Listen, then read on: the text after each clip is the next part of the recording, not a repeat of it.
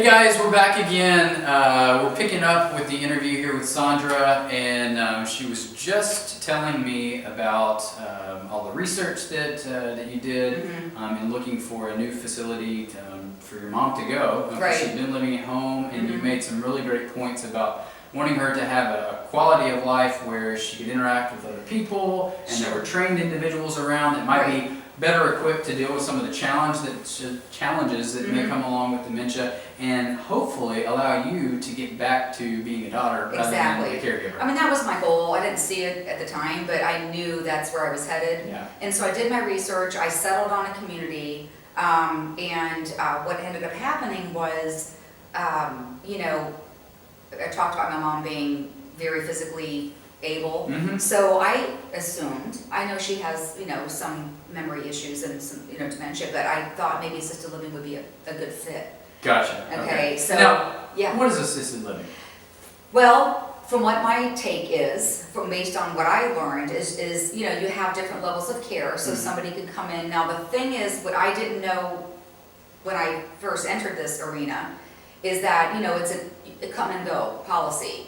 You know, the doors open in the morning and they close at night, and residents can come and go. Some drive, some work, you know, some need a high level of care, some don't. So it's really tailored person to person. Gotcha. But what I didn't realize is I thought, because my mom is so high functioning, she'd be great in assisted living, right? Sure. She would love all the activities. Why not? Let's go. In theory. I thought I was wrong, but I thought, so I worked with the staff and thought, let's try it. It's called a respite stay. Okay, now tell us what that is. Well, we did it for a month, and what that means is they provided an apartment in assisted living. I wanted to test the water, so to speak, and do this 1 month respite where they provide the furniture, and I literally packed back. I packed a suitcase and brought her over.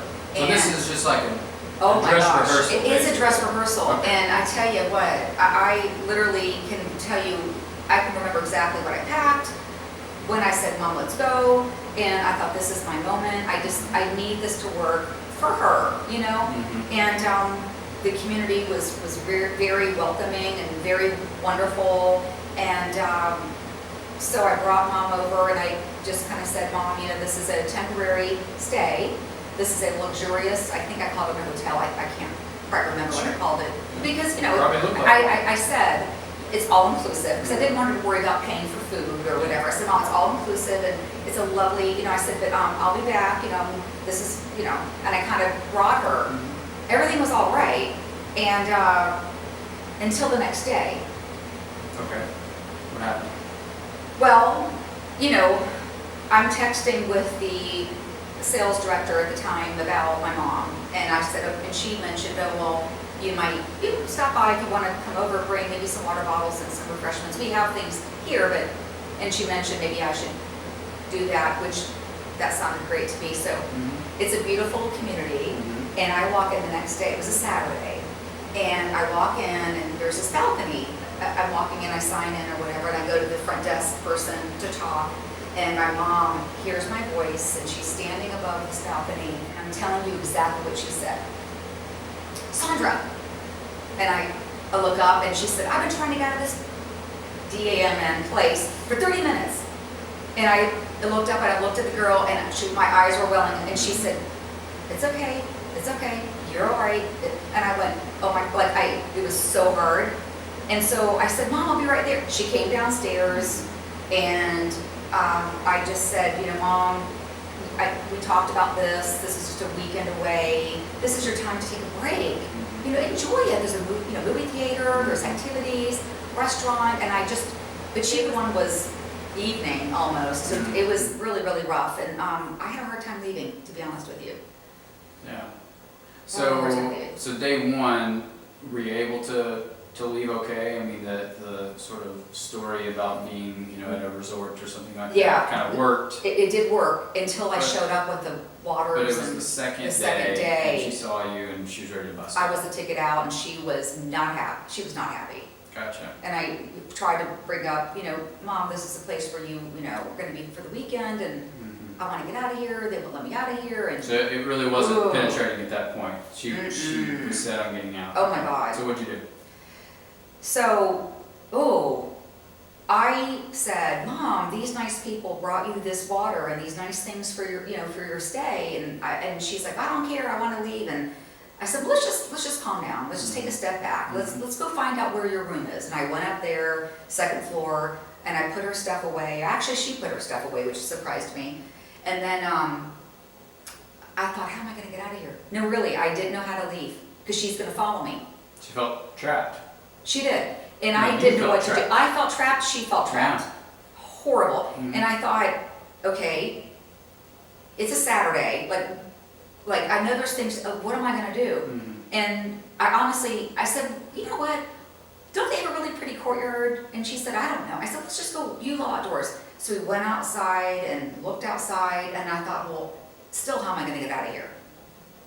And then finally, I remember they have a movie theater, Mhm. and a movie was going to be starting. And so I walked upstairs, and oh my gosh, Mom, let's look at all these nice ladies. They're all her age, like 5 of them. I said, have a seat, just settle down, just watch this movie. And I sat her down, and I literally left. And so she was able to kind of Mm-hmm. shift her attention and Mhm. got into the movie, and then you left. I left. Gotcha. And so you walked to your car, got in your car, and then what happened? I bawled my eyes out, cried. So what was going through your mind then? Guilt. Even though I knew I was doing the right thing. Mhm. I thought I was. Now that was a year and a half ago. Now I know I did the right thing. Well, we can talk about that. But at the time, when it's raw and your mother's telling you what, they won't let me out of here, Mhm. and what are you doing? I've been trying to get out of this place. Mhm. Yeah, that's going to affect me. I spent a year with her. I mean, but I wanted a place. And another thing I didn't mention is, I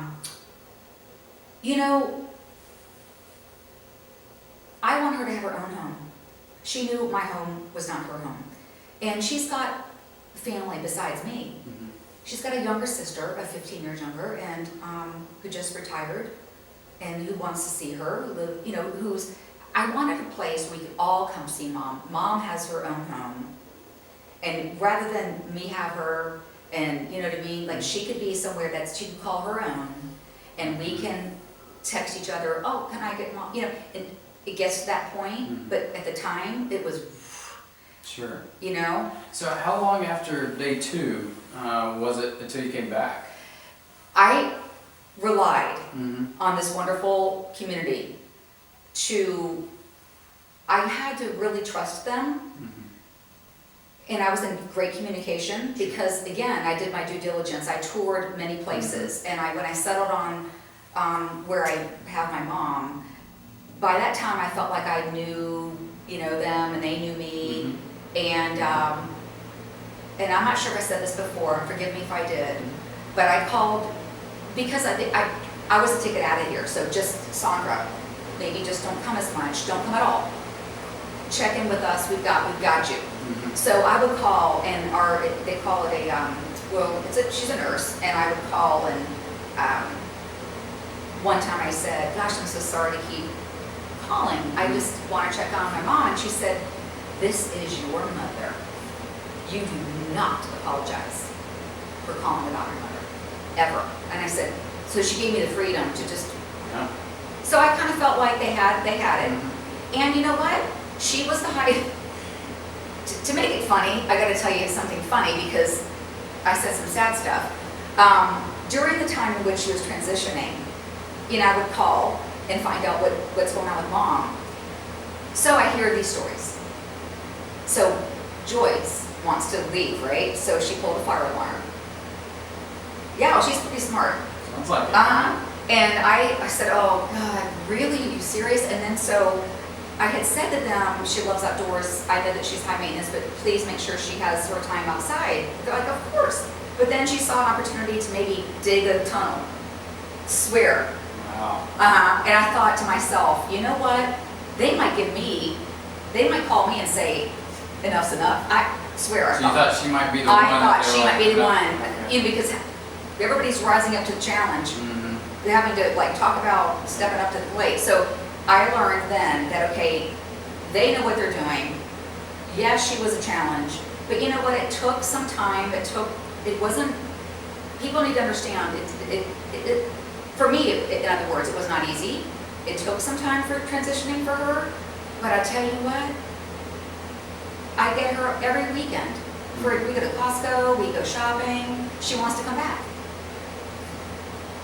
So you touched on a really important point, kind of that immediate time period after you left on day 2, and that sounds like that was a big decision point. Mhm. But a lot of the times we talk about trying to provide stability, Right.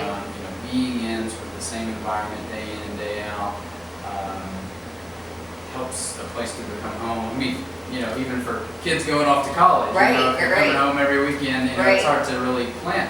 And I think the same thing holds true for patients with cognitive impairment or Mhm. dementia. And so did you find that to be the case, or did you feel like maybe that's what the staff was encouraging to do, kind of hang tight, Sondra, and let her get acclimated to this? I kind of felt the latter. They Mhm. wanted me to hang tight and let her adapt Mhm. and let me just back off. Mhm. Let them do their thing Mhm. with her. And that easy for you to do, or? I had to put my faith in them and trust in them. And again, thank God, I took the time to get to know and tour and spend some time. It didn't take the decision lightly. And I felt comfortable and confident with them. Mhm. I had no choice. I mean, I guess I did have a choice. I Mhm. could have changed I could have pulled her out again, but Sure. I just felt like I need to try to see Mhm. if this will work. Yeah. And I need to be fair and let the skilled professionals Mhm. who understand people with dementia Mhm. and how they operate, and let them help her adapt. And that's what happened. It's interesting because she's adapting, but you're also adapting in I parallel. So know. you're both sort of going through your own Right. adaptation. Right, I hadn't really thought about it that way, but that's really what happened. Mhm. Because I was on over here and she's over there.